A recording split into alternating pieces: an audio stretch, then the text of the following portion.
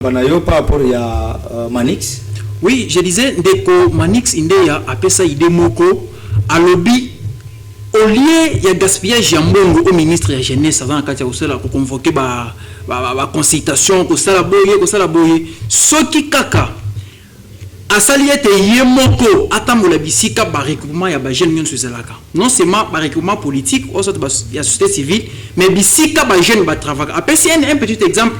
Place Yabotour, il y a des électroniciens, des spécialistes place Wana. Ceux qui ont été gouvernement et sangisi ba jeune Wana et pesi ba ngoma koki et renforcer les sous capacité na o bazana ngo.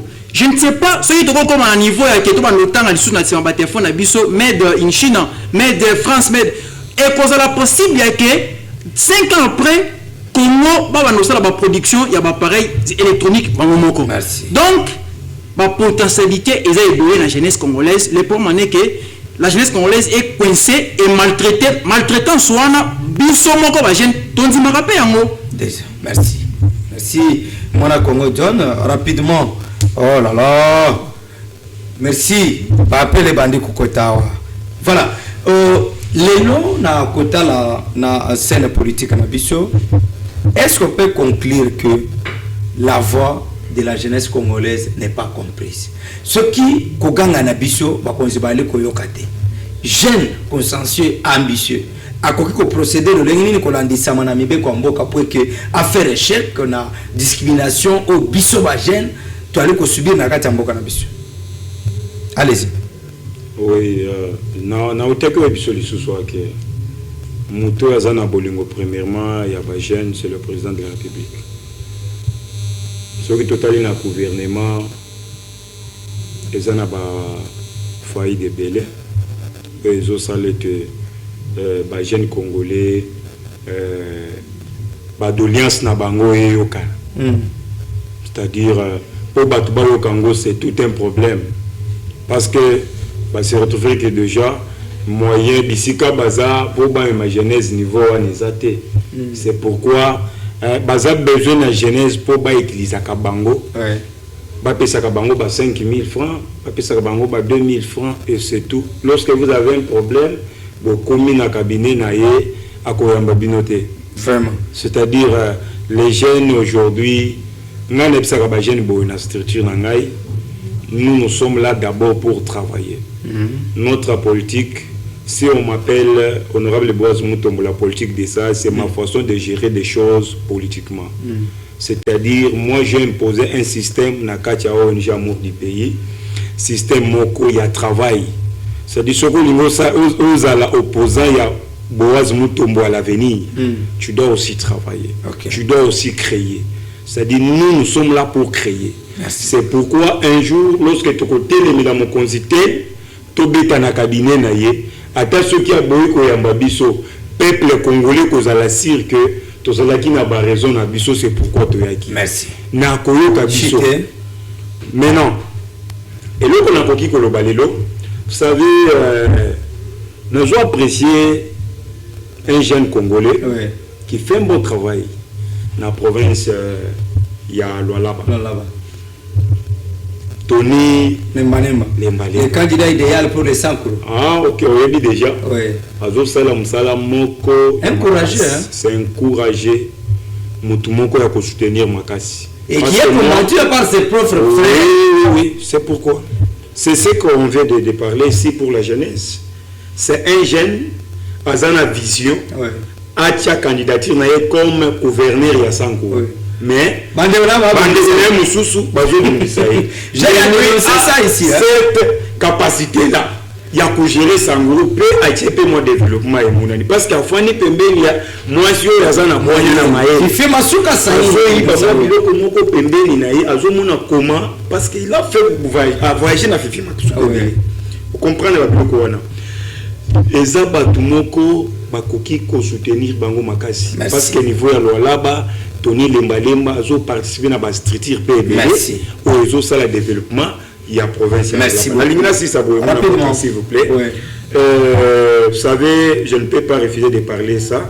J'ai appelé Belé na Lualaba, na Lubumbashi, na Likasi. Ba jeune Belé ba beningai honorable On sait dès que vous êtes à Kinshasa, bossa l'effort, message na biso, bo le bilango, pour mokonzi mboka yo kango, pena lo bakango makasi. Et ça n'a pas entreprise belé, na kotanga ka bango bakombo. Au bango lotanga pour le moment. Tant on a zolo baboué, et ça lokula kolobanini. Ok, bisaba. Oyo baza sima na bango. Bao bazo zo ba salaire ya bande ko na biso ba congolais des jeunes. Bazo souffrir na ba entreprise. Asignaki contrat na entreprise telle parfois na salaire na yeza la $500, mais de mois il se retrouve à $350. Ça 50 ke wapi. Merci. Merci. Lualaba, Likasi, Lubumbashi. Ba entreprise nyonso c'est comme ça. Merci. Et dans autre pays, il y a une entreprise à Likasi KPM. Oui. Tozo Tchango P Moussapi. Wana Tangi hein. Natangi. Parce que Bango trop c'est trop électif. Moi je suis leader des jeunes congolais. Merci. C'est-à-dire KPM ceux qui abongisi kofuta bana mboka malamu te na mboka na biso à cause na biso problème. Les entreprises ya mboka na biso bien ya mopaya. C'est une entreprise chinoise. Merci. Et les Chinois ici qui est en train de maltraiter les jeunes Congolais. Merci. Aimés par le président de la République, Fachi Beton. Merci beaucoup. Moi, Congo, Anne, de quoi tu peux peindre par rapport à Yava, Bino, vous allez bilingue, vous allez sur la table, notamment, vous soutenez, et même vous avez eu à soutenir Vital Kamerhe. Actuellement, vous le soutenez puisque vous faites partie de l'INC. Est-ce que Nangambo est un parti politique? Quoi que vous allez dans la structure, Mungongo, ya bilingue et Yokana. Merci beaucoup, ndeko journaliste Namutuna. Singélité Bokabola. Pour la moni, Batuming Bazozo a tendance à Bokabola. Vital Kamerhe Nabiso, président parti Nabiso IMC, honorable Vital Kamerhe. Le king de l'Assemblée nationale et Mebo Jisanga. Et c'est le Bokabola. Wana Tozolo Bela, président parti, na cofondateur et à parti où les lois ont défendre. Mboka na biso tozomona geno haute diplomatie parlementaire sous la leadership ou vision ya chef de l'État ndenge mwana mboka Aimé Boji Sangara azali ko suivre à la loupe tout monde na Lomé na Togo ndenge ni na uti koloba à soutenir candidature ya mama Juliana Lumumba Amanto. Donc, ils ont dit que lobby Congo est la kiti et Congo est la prestige na échiquier international. Qui est Congo d'Allemagne d'Afrique. Ils ont la oui Allemagne d'Afrique. Tout comme le lobby. L'union sacrée tous à la peine n'a pas communicateur. Il va communiquer. Mais il faut financer. Pas communiquer mal sans communiquer. Na babiloko bandeko na biso ba président assemblée nationale mais Boji Sangara merci sala pe o la sala pe o azali ko continuer ko sala est-ce que vous pouvez communiquer au peuple place azali pe esengeli ndenge ngala bo ki Congo Chiluba Swahili to communiquer to bandeko ba yo ka ndenge mboka ezali ko tanga merci ay jeunesse il fallait to la muka toza kolala kota na lamuka Martin Fayulu maditi to la muka ya la muka te ya Martin Fayulu to la muka toza la to formola misu ezali makambo ya mboka voilà to accompagner chef de l'État ezali ko tenir kaka ko travailler na biso merci mwana Congo John de quoi tu koloba ke il faut biso conscience c'est ça to yeba ke tozali na musala ya kosala pouvoir na biso eyokana. Alors, là, puisque vous soutenez Maître Constant Moutamba, na mouvement Nabino, modèle mi, on va tirer par Constant Moutamba. Et qu'est-ce que vous pensez après soutenir Nabino accompagnement dans nos GEC? Moutamba récompenser Bino en tant que Mungongo ya bilingue. Merci Ndeko Benoît Amotuna. Je n'ai pas dit que Moutamba a récompensé biso na nini parce que tozu mouvement na biso génération rupture to côté on a parti dans chaque temps question wana eza question ya mutuya mais to ko répondre yango net batu moko baza donc bofandika bobozo la mutu avec un intérêt non nous sommes une structure où ezalaki nanu asbel comme nous avons des ambitions politiques tout le but qu'il faut tout apparaître na parti politique oyo ezo répondre na ba exigence na biso. Ouais. Pourquoi le parti Nojek to adhérer yango parce que tout moni ezo répondre na ba objectif na biso. Constant Moutamba, qu'est-ce qu'il nous doit nous payer? Bon. Constant Moutamba a payé d'abord toute la République. En quoi? Dès entame naïe en tant que ministre il y a justice, vous avez vu qu'aujourd'hui c'est le seul prisonnier oyo bakangi na soi-disant infraction oyo bafunaki pour naïe qui a détourné mbongo, mais population ozomona azana kati ya réclamer Aza manipuler tes populations en paix. Pour le bon que le président Moutamba a payé toute la République. Aujourd'hui, ou soit hier quand il était à la gestion du ministère de la Justice, c'était frappé. C'était difficile pour que ma mafia ou un c'est pourquoi parce qu'il y a un objectif à atteindre. Merci. Notre structure n'a pas un objectif fiscal ou un objectif d'intérêt na simaya Constant Moutamba. Structure na biso est accompagné pour faire la République démocratique du Congo apparaître na nouvelle classe politique. Merci. Oh, les objectifs na biso. Dire que tous na kati, tous na sima Constant Moutamba pour ba fouta biso. Non, non, nous sommes en train d'imposer un système qui ne s'est jamais présenté au Congo, un système qui fera peur au Congo si le mafieux tenteront encore d'exister au fur et à mesure. Merci. Je crois qu'on va rapidement ministre Nabissu Tikali Mouké, mais j'aimerais que vous preniez votre dernière parole et moi je vais conclure avec les informations que j'ai ici. On a comme Boaz, votre dernier mot, passage dans le plateau, et qu'est-ce que vous demandez aux autorités pour la Tina Bilingue? Oui, et le Congo n'a pas Senga, Mokonziamboka premièrement, le président de la République Fachi Beton, l'homme que j'appelle Bikou Rouge, Tolingake Makas, parce qu'il fait un bon travail pour toute la République. Nazo Senga, Madame la Première ministre. J'ai dit de soumis le Toulouka. Il faut salam salam alam. Il faut salam salam alam parce que les jeunes bazoli la makasi.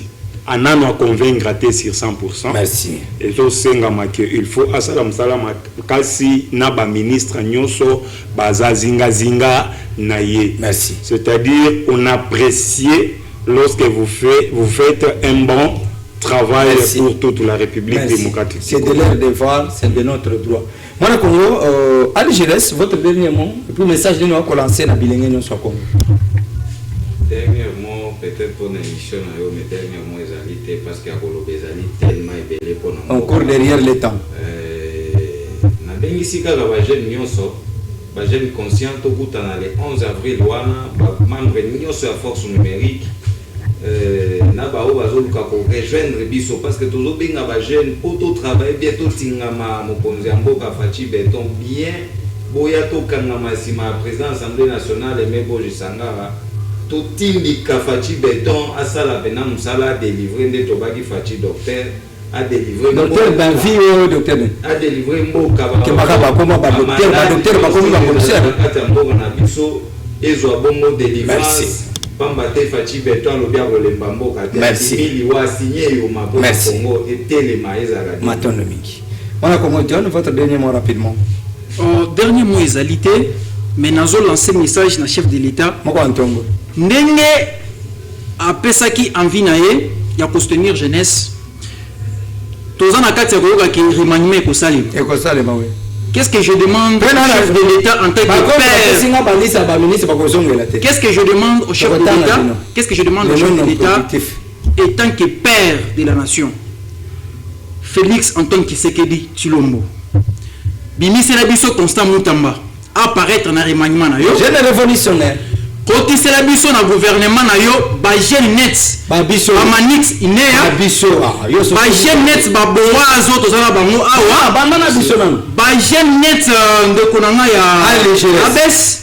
C'est pour que ceux qui ba raté ko accomplir mission na bango o lo ba yete bosala ka makelele ya pamba. Voilà. Mais ceux qui ke na remaniement na ya gouvernement affaire à ça donc a remanié à l'ongoli donc à sali mixage donc à l'ongoli ba oyo ozaki na ministère ya énergie à côté na jeunesse à sur ya intérieur à côté na défense wana yo benga mixage na besoin le baki à cause de confiance il y a en fait à cause de confiance il y a biso ba jeune parce que aujourd'hui si le président de la République est en train d'avoir la confiance de la jeunesse parce que Azana Kat y a pour satisfaire. Merci. Oh, il y a dernier mandat selon la constitution. So, exactement, il y a à profiter confiance na population. À profiter confiance na population. Ce qui, baninga na biso ya quartier, ba moni biso to komi déjà ba ministre et que to sali ba mo. Directement, confiance c'est quoi ya mo sans pour autant que asala nyonso peut-être bazana Kat ya okanisa basa. Tata Mokozo ko qui demande à Bilenge ngai na ponika ministère mibale na mibale wana petinga moko ya liboso ministre de le ministre des médias et communication porte-parole du gouvernement place qui Patrick Mouyazali wana métier mais ministère ya mibale jeunesse puisque grâce à la église plutôt que makambo ezali pesa ngai ministère ya jeunesse soki kuna grâce à boy tindanga ina za la porte-parole du gouvernement. Attends, on a remplacé Maman Tina Salam et appelé sur mon tepo comme les habitués. Voilà. Page rose. Après déclaration Bandekwa Moto, je crois que je dois aller rapidement. Fabuleux anniversaire à la personne qu'on appelle Maître Gauthier Malin. Profitez de votre jour.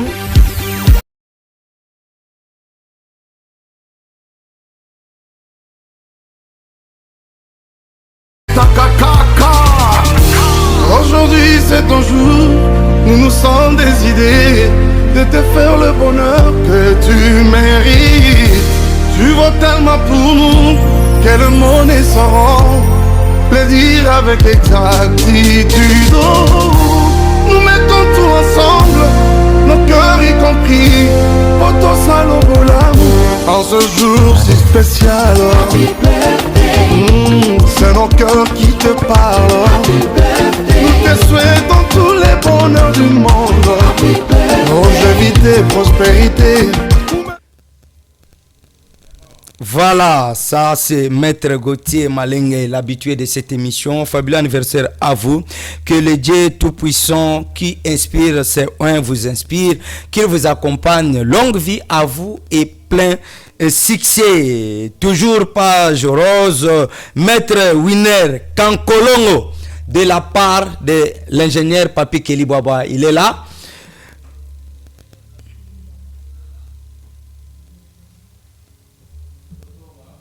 Voilà, Maître Winner Kankolongo de la part de l'ingénieur Papi Kelly Bois. Profitez de votre jour. Buvez, mais évitez-nous les soupes natolo. Prenez l'alcool, c'est mauvais pour les chrétiens, mais prendre un sucré, quoique ça dérange la santé, mais c'est ça le repas des enfants de Dieu. Voilà, ministère il y a transport, c'est par là que je vais me limiter avec Jésus Noël Cheke. Ba motocycliste va saisir par long Congo, balobi mulobeli. Yiki ke koti na ministère. Jésus Noël Cheke, gouverneur de la ville de Kinshasa Daniel Bumba, na équipe na bino bofongola matoi. J'ai été reçu par Jésus Noël, mais on n'a pas eu à échanger beaucoup de choses. Après, Mikolomike a suspendu qui problème il y a taxe de stationnement. Mais je suis encore saisi par les associations des jeunes motocyclistes qui m'ont dit ministre, ils ont un document circulaire. Moi-même, j'ai pris les documents au ministre. Qu'est-ce qu'on reprocherait au ministre? On dit que le ministre a fait sorte que les gens vont contrôler le salaire à partir de 7h30, tino 16h45. Pendant que la fonction publique, Batia est à 8h15 jusqu'à 16h45. Lui, de ce côté-là, il y a un flou dans le ministère. Qu'est-ce qui s'ensuit? Bon, le but qu'il faut pas contrôler pour un frais de stationnement. 500 francs au bande kwa moto ba banda ki kopesa pour na basa le bango ba parking. Na dénoncer le kongo awa. Na kitambo bande kwa moto ba ko telengana na balabala. Soko tambo na baron po ebele na balabala. OK na vila bana ba balabala. Mais ces gens payaient déjà les 500 francs de stationnement. Bon wane ke wap. J'ai fait les calculs ici. Calcul les awa. Ba kozi amboko bo fongola mato boka. Procureur près la cour de cassation, Fongola Matoy, ministre ya intérieur, IGF, cour des comptes, nasalika musala muke lokolo mopanzi sango. Jésus Noël Cheke, je crois que vidéo est comme là. Vous allez trouver le meilleur. Ya lokolo papa moko yebisanga que moi na ngai aluli sima. Meta on a telemi aleki liboso. Siko yo loki sima liboso ke ko lukanini. Ndelo kezo salema awo. Dossier à 500 francs depuis Mbokoso na régime ya Angobila. J'ai fait le calcul de 2 ans. Je l'ai fait comment? 500 francs par 1500 motos par commune. C'est-à-dire, dans la commune à Barumbu, Bajan wana bazo récolter 500 francs, il y a fait des stationnements. Par commune, na tcheka minimum 1500 motos. Je prends 500 francs fois 1500 motos, ça me donne 750 000 francs congolais. Zali kokota na mukolo moko pe na commune moko à Barumbu. Mais je sais que ba moto na Barumbu na ba commune monsieur ya ebele. Na juste 750 000 francs congolais par commune par jour. Nazu yango 750 000 fois 5 jours, c'est-à-dire va travailler lundi et vendredi. Ça nous donne combien? 3 750 000 francs par semaine. Nazu 3 750 000 francs par semaine. Na multiplié en fois 20. 20 c'est ce qui représente 4 semaines. C'est-à-dire 5 jours de la semaine fois 4 ça nous donne 20. Ça nous donnera combien? 75 millions de francs congolais par mois. Tu as 75 millions de francs congolais par mois. Tu multiplies en fois 12 mois, ce qui fait une année. Ça nous renvoie à 75 millions de francs congolais wana par an. Tu as sikoyo montant wana. Il y a par mois, tu multiplies en par mikolo. 365 jours. Je sais que bazan moins de 365 jours, mais on peut naviguer dans 900 millions de francs congolais par an. 900 millions de francs congolais par an, tu multiplies en awa. Et pécibition, tu multiplies en par 2. Et pécibition, 1 milliard 800 millions de francs congolais. Dans le but, 1 milliard 800 millions de francs congolais. Et aussi, par rapport au parking, Nazu yango, montant à 1 800 millions de francs congolais, fois 24 communes où ils allaient construire la ville province de Kinshasa. Boyokangai malam. Nazu montant wana ya par an. Na multipliant fois 24 communes où ils allaient construire la ville province de Kinshasa. Ça nous donne combien? Ça nous donne 43 milliards 200 millions de francs congolais. Oyo ils allaient kokota pendant 2 ans. Na kati ya ministère de le ministère des Transports na ville province de Kinshasa. Yango nali ko senga na Jésus Noël Cheke. Oyo na sali minimum. Il y a dossier par rapport, il y a expertise on a monaki ba ko fita 500 francs pour un stationnement. Tino lelo parking ata moko etongamite. Mais aux allez ko lever mesure oyo suspendaki taxe wana. Olobi ke sengeli bande ko ba bandele ko futa ressources taxe wana. Mais mbongo bango basi ba kotisi 43 milliards 200 millions de francs congolais. Pendant 2 ans seulement, na 24 communes à l'Écossal ville province de Kinshasa. Ba parking de réalité. Mbongo oyo ya liko kende wapi? C'est ça ma question. Ce qui n'a la salle calcul mabe awa. Ça veut dire que montant oyo ministère de transport dans la ville province de Kinshasa doit s'imprégner de cette situation avant d'entamer d'abord qu'on leve suspension bino bochaki na tine ya bande kwa moto bozongeli ke banda ko foot. Avant que cette opération là soit tenue, vous devez d'abord nous dire clairement montant oyo to sali et ke wapi, puisque ba parking etongamite bande kwa moto ba ko tambola na balabala. Yango na lancer cri wana lokola procureur ali prêt na ba opprimé ba yo bana lilobate peuple congolais alobi na ngai funda ministère ya transport na niveau ya ville province de Kinshasa c'est pas tata mokonzi ya école et pas ba cour o ba ko sambisa bango na senga ki na Jésus Noël Cheke il y a un flou na 500 francs o ba yimba ko banda ko pesa pour na frais de stationnement avant o kota na kati ya dossier oyo senga audit ya IGF Cour des comptes de peur que va éclaircir le dossier. Ce qui peut renommer au bandeli stationnement wana ba ko futa 500 francs, c'est-à-dire montant on a sali ya mouké et que se multiplier. À ce moment-là, j'interpelle le président de la République, Madame la Première ministre, Cour des comptes, IGF, vous devez s'imprégner de cette situation pour voir clair mbongo oyo et keiwa pipe et sali musala nini. Je crois que tout a été dit, je dois revenir sur ce. après mission on a razo kende tina Wileri après Wileri na kozala na ville ba parking ya te c'est de votre obligation comme les autorités botongele bango ba parking puisque bali kofuta mbongo na bango c'est pas que mutu appelle 500 francs parking ezalité non. Voilà, merci à ingénieur Papi Kelly Boabo qui a réalisé cette émission. Derrière les caméras, on avait Arnaud sous le contrôle et l'œil puissant du DT H Kabengele. Au nom de l'équipe de Show TV, au nom de l'équipe les amis de Parlons Congo, nous vous disons au revoir. La prochaine opportunité, ça sera pour ce samedi, mais portez-vous bien. Et aussi à minuit, la rediffusion de cette émission. Notre plateau est ouvert à tout le monde. Venez et on doit partager du Congo. Zamba Kabundi Wale Sanabana centre de réveil spirituel. Base à la partage Nabiso. O etikali Zamba Likolo apambola Congo apambola Bakambi. Eliki ali ete Congo et kozala balkanisé. On doit mettre des garde-fous avec les jeunes gens sérieux, consciencieux qui cherchent le développement de la République démocratique du Congo. Bye.